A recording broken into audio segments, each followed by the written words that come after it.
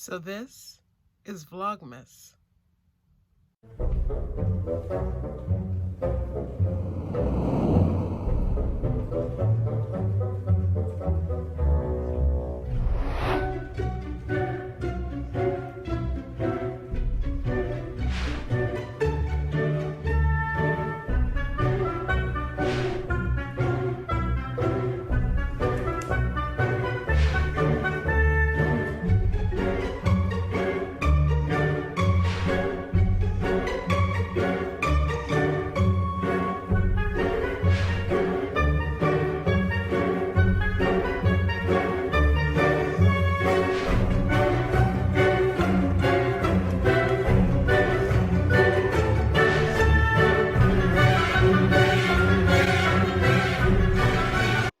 As you can see, we still have snow on the ground. I went to my office this weekend and put up a little bit of decoration so to show a little spirit, just like we have on the outside of the building.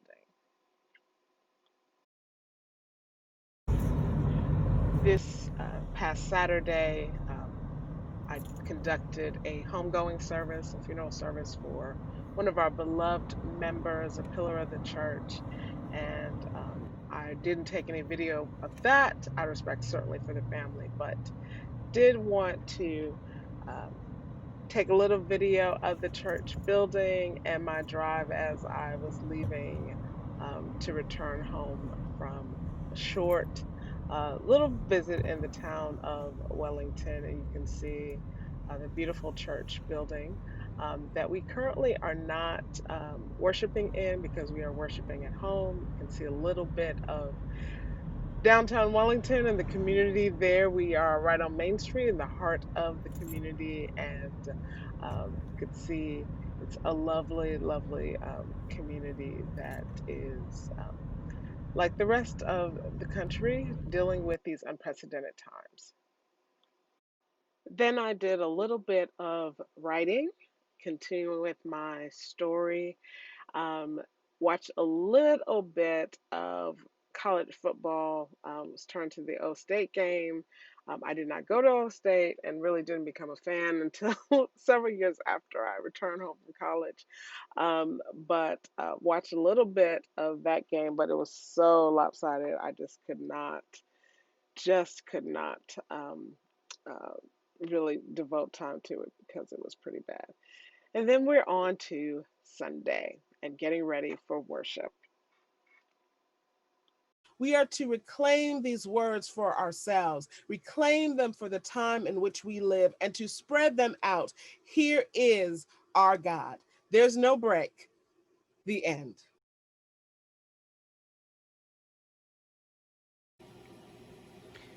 All right, this is ball game. Come on, Browns. Recover this onside kick. Woo! It looks like we got it. Looks like we got it. 41-35, but the game was not that close.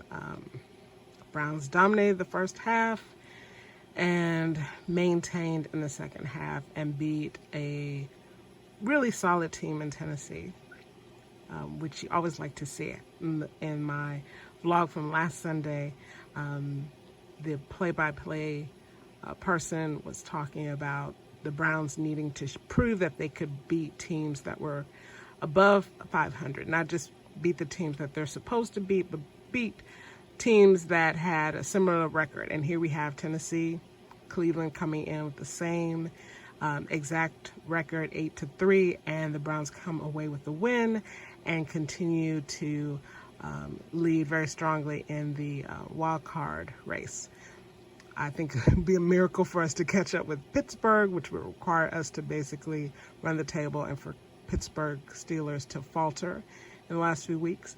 Pittsburgh has always been consistent, if nothing else, and so I don't really anticipate that happening, but that doesn't mean that we can't get in the playoffs and see what happens from there. So I'm really excited as a Browns fan. This is a really exciting and good season to be a Browns fan. And with everything else 2020 has brought, it at least has brought my Brownies back in a competitive play. So very, very happy with this. Okay, so what I'd like to show you now is my professional planner. This is the planner that I use that is strictly for church that I have for 2021. It is a Hobonichi Weeks. This will be the 3rd year that I have used a Hobonichi Weeks. Let me, real quick, I'll show you. This is the one that I had in its cover for 2019 that I use, well used. And this actually was only used for half of the year. And then I got a new cover, and this is the one I'm currently using for 2020. Also very well used, and it works for me. It's really more, really more as, I use it more as a notebook and a record keeper than actually a planner. I do my planning in my hub, and so even though I have a number of notebooks, I think Antonisha Lachey calls them satellite notebooks. She's in the planner community, does a lot of functional planning.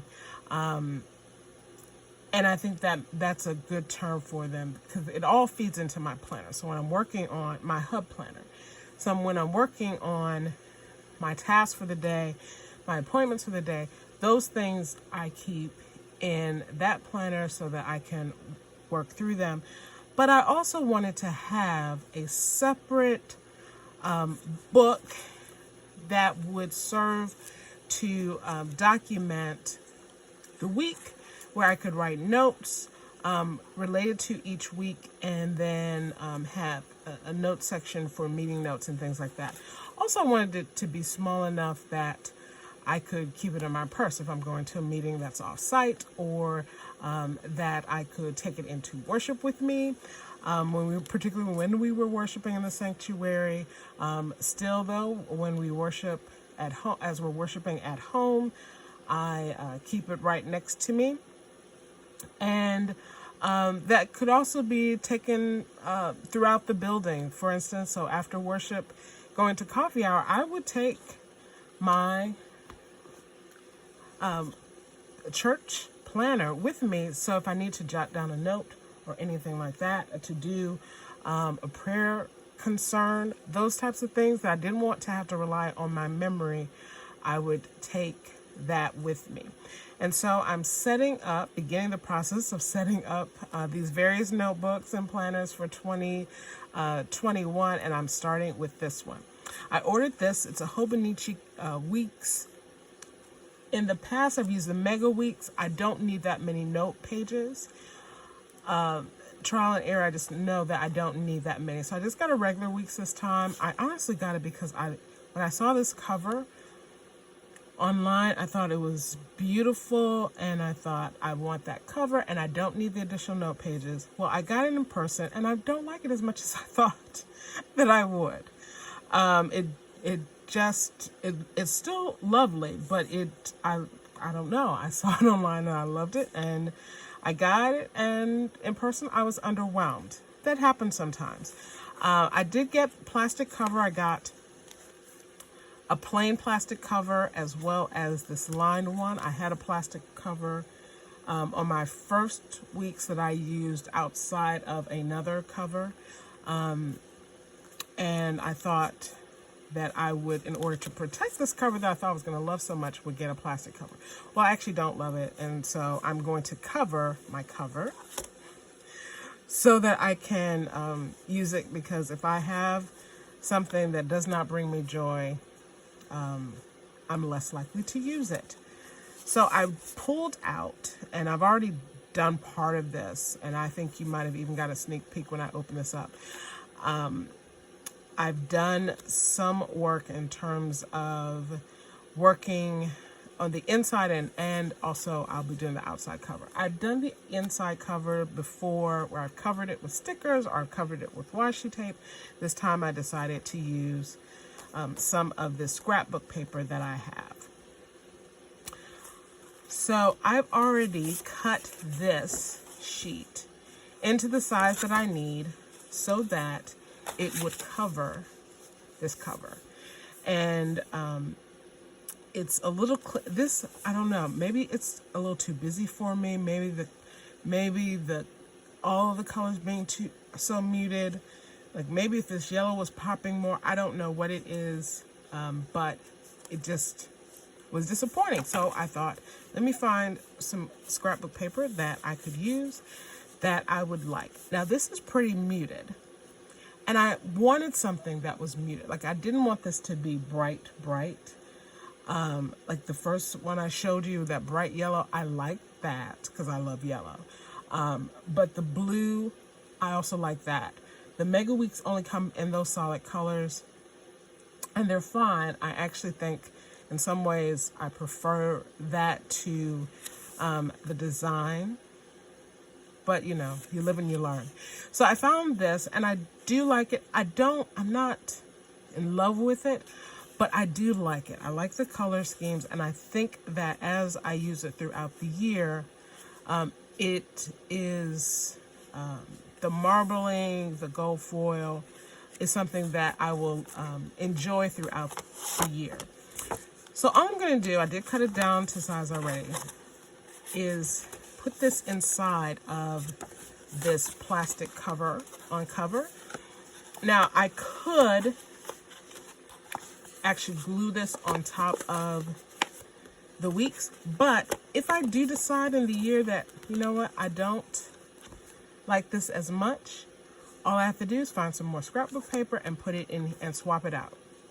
So that's part of the reason why. The other reason is when you, and I've gotten this from experience of putting scrapbook paper to cover a notebook, that it's really tricky when you open it and bend it. I mean, you notice when you have a notebook, a bound book, it has that gap in the space. That's hard to recreate in a way that doesn't cause interesting creases and things like that. So my solution is to just put it in this cover, and it will float pretty well.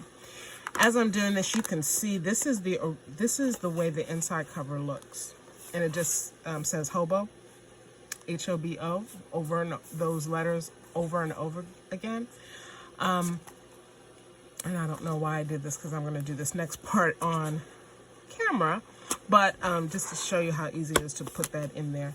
But this is also not my favorite thing. So here I took some scrapbook paper, cut it down to size, and I glued on either side rather than gluing one larger sheet. I cut them into 2 sheets and glued them down.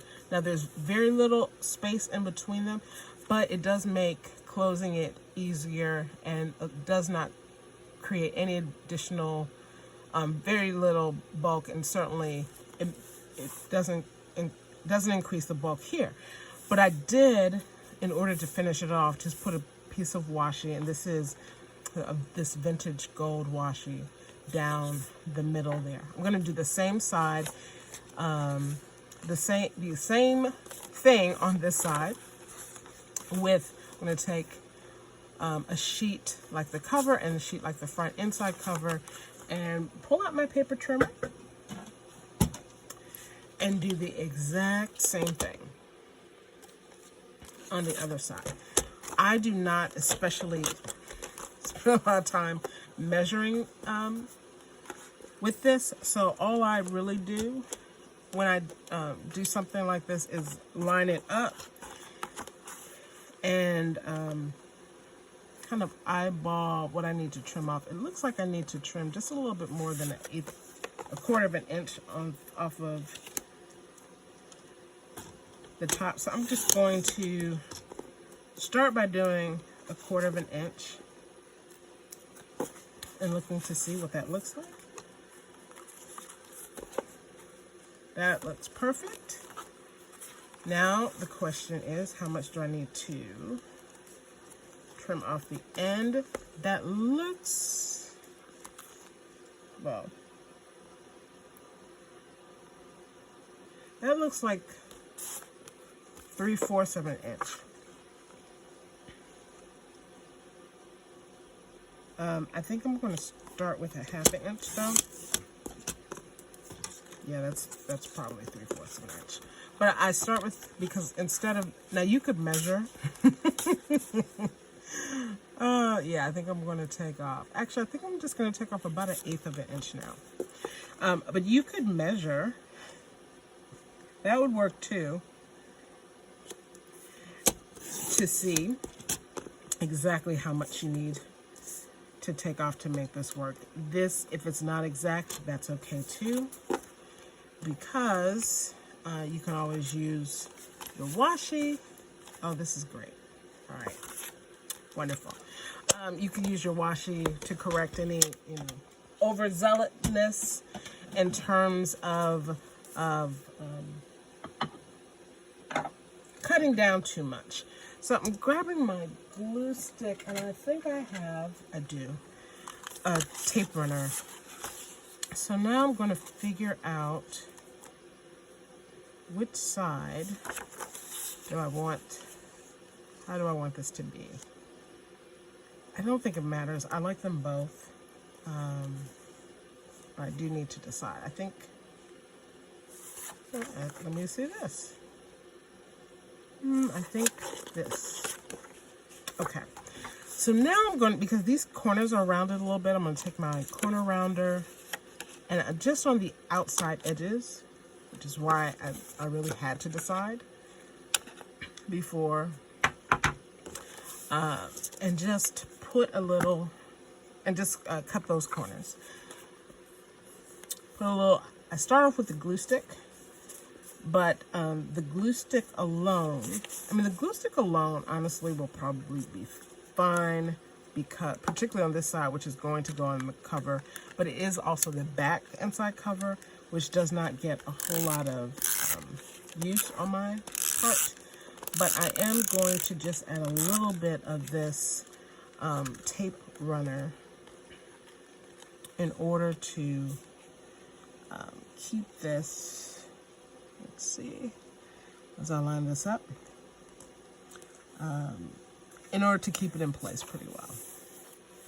That's really, I don't mind the fact that there's a little bit of an edge. I actually planned that would be, so that wouldn't go entirely to the edge. And again, because I'm going to put washi down the middle, I wasn't as concerned about the inside as I am about the outside edge. I'm going to do the same thing on this side, rounding just the outside corner.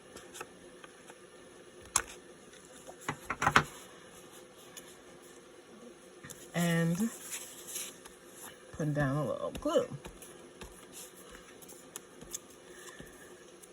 Once I've done this, then I'll do, and I'm not doing that today, but then I will start to set up some of the sort of the reference pages that I use in this. I do use the monthly calendar to note meetings and important days on the church calendar. What do I feel like this is? This is a little bit, okay. This is all repositionable, fortunately, tape. This, for some reason, I thought these were the same size, but when I was cutting them, they'd end up the same size. This is a little bit larger, so I'm gonna have to cut it even with this glue on, which is not ideal, but so I'm cutting off. I'm gonna just start with 1/8 of an inch and really take this to, I also have to cut the, oh man, okay. This really was a little bit bigger. I don't know how I missed that, but I did. I'm gonna do the same thing on one end.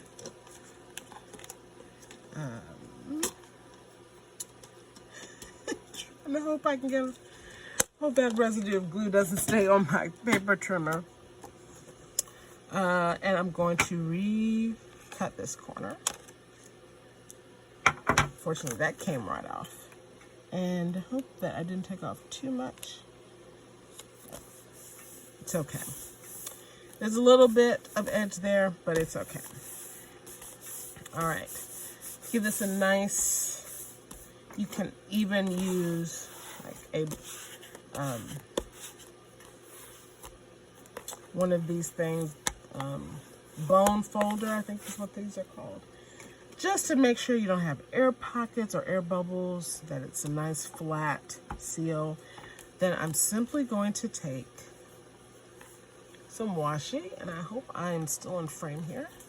I'm going to take some washi, this antique gold, very simple. I'm not, and I like the fact that it's solid, so I am not adding a new pattern into this.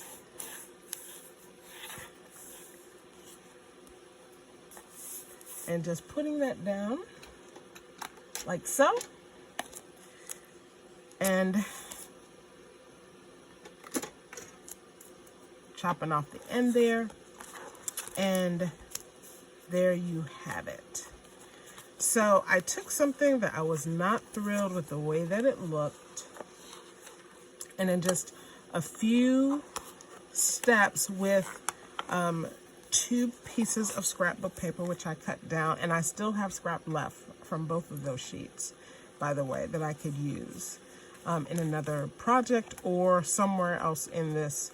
But I have created a new look for this professional planner / notebook. And that is that. The other thing I thought I would show you, these were other scraps that I thought about, but part of the same book of scrapbook paper, but I decided to go with the other patterns instead. The other thing I thought I would show you as I'm showing you a little bit of my planning is how I do my weekly scripting. This is my hub planner. It is filled to the gills with my planner. And this is a Hobonichi cousin, so it also has a notebook in it.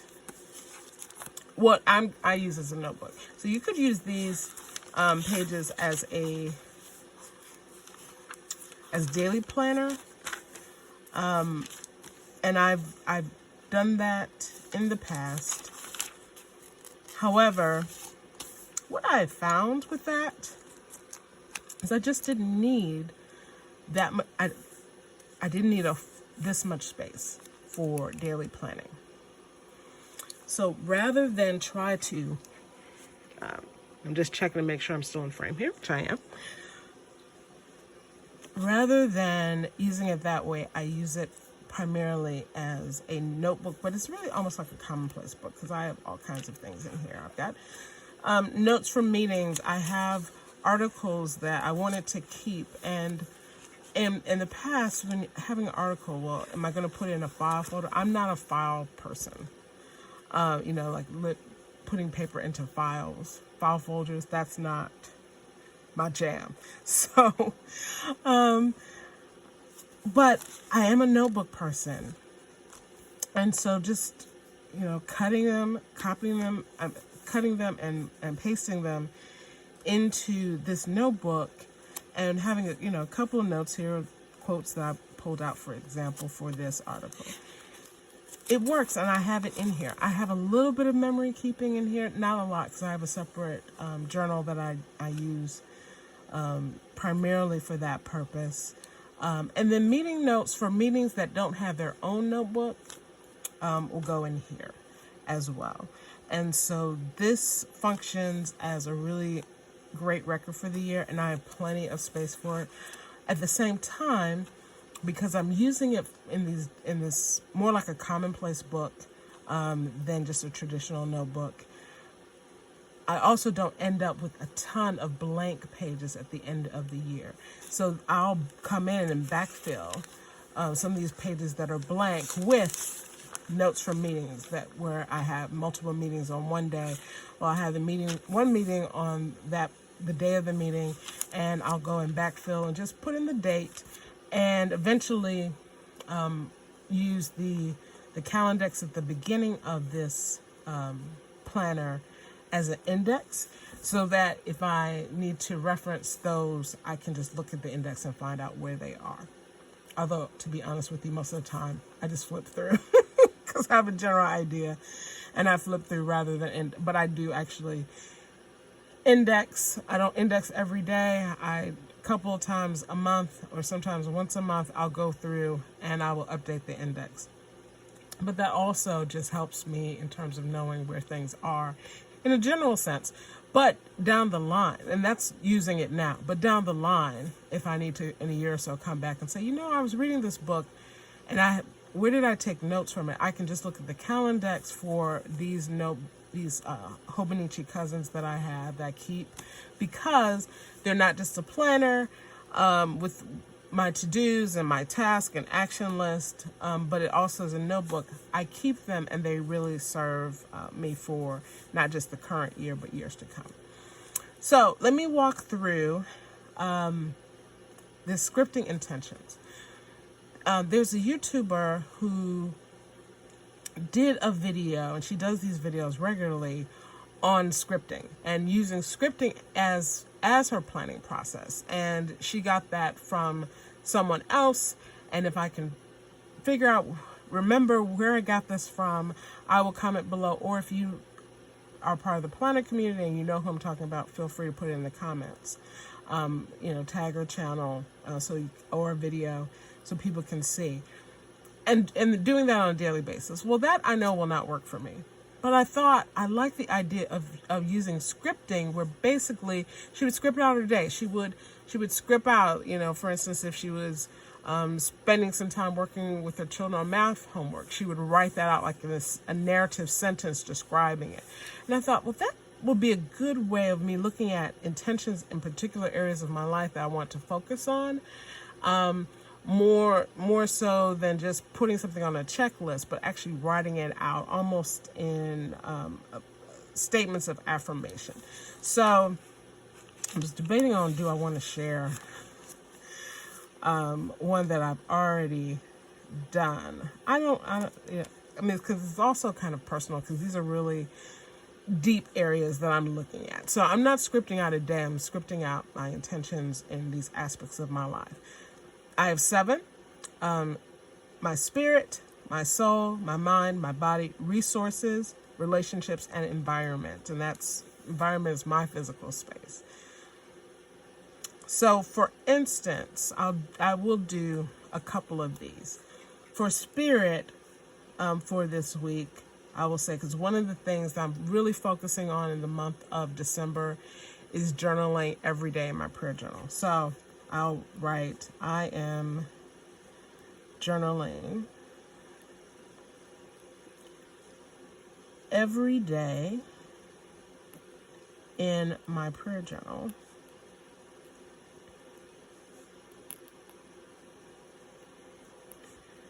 to center and focus on God.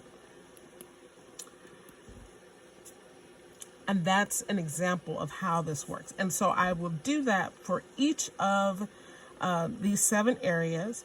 I have this space here that I will put a Bible verse. And sometimes I will write that when I sit down to do this on a Sunday. Typically, I do this on a Sunday unless something comes up, and I'll do it then early on Monday. But typically, I'll do this Sunday evening. And then I'll also have an affirmation for the week. And it's just whatever the Spirit leads me, whatever the Spirit speaks into my spirit. So I don't go to an outside source looking for affirmations. It's an affirmation at the end of this process that, or that I'll just get at some point in the process, and then I'll write this down. And so, for instance, an affirmation, the primary participant in my story was an affirmation from a couple of weeks ago. And that has meaning for me beyond what it actually just says. But even just hearing that has meaning. So I will write these down, and then in my personal planner, I do have a personal planner, and the reason I have a separate personal planner, I decided to use that as an experiment this year to take my personal tasks and actions and projects out of this hub, was because they were getting lost in here, and my professional was overwhelming everything else, and so I needed to figure out a way to adjust that, and I decided to try giving a dedicated space for it, and it's helped. It really has helped me in doing that. And so I have that, and what I do is that each day of the week, 7 areas of intention, 7 days of the week, the top of each day, I will write down one of these intentions. And it's not that I'm working only on that day. The idea is these are throughout the week, but I'm reminded of each one throughout the week in a systematic manner. So I wanted to just share that with you in terms of how I script intentions. I know if you follow me on Instagram, you might have seen me, just share one of these spreads. But I thought I might go into a little bit more detail in terms of how it actually works and why I do it, and how I reinforce it. So hopefully that was helpful to you.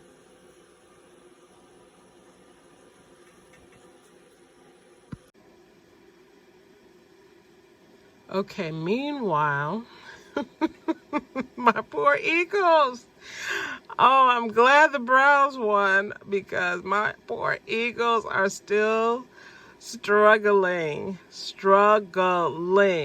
The sad thing, though, is that they're still very much in contention for the NFC East, because they're all struggling so bad. But, oh, I don't know what's going on with the NFC East. I mean, it's something is lining up that each of those teams is just having such a rough year, that you wonder if the division leader is going to have a 500 record or not. Okay. But I don't dislike Green Bay. I've always actually liked Green Bay as a team, the franchise, and the way that it's owned by the people versus an individual owner. So I think that makes a difference in the way they operate. So I've always had somewhat of an affinity for the franchise. But oh, they're beating my Eagles today, and this is not pretty. Well, there's next year, there's next season, and again, the Super Bowl win for the Eagles is so recent that in some ways this is really surprising, but in other ways it's like, well, you can't win them all. Thank you for joining me for this weekend Vlogmas edition. I hope you are blessed, and until I see you again, love God, love neighbor, and love yourself. Take care.